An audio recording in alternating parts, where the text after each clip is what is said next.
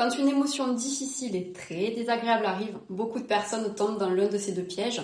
Soit elles vont la fuir, soit elles vont s'y noyer complètement à l'intérieur. Pourtant, il existe une troisième voie. Moi, personnellement, quand je traverse une période qui est pas facile, je me pose une question très simple.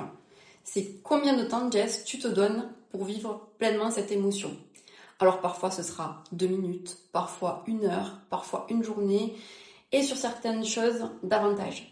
Mais en tout cas, pendant ce temps-là, je peux vous dire que je ne fais pas semblant, je vis mon truc pleinement.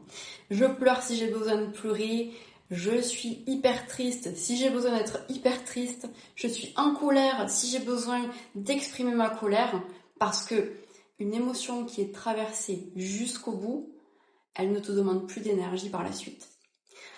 Et dès que ce temps il est écoulé, en tout cas ce temps que je me suis donné au départ, il arrive le moment où je décide de revenir à mes intentions, à ce qui dépend de moi.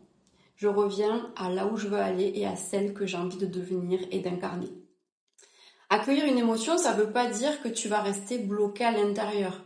Ça veut simplement dire que tu vas laisser la place à cette émotion de s'exprimer et de la laisser passer. Parce qu'une émotion, ça reste toujours temporaire.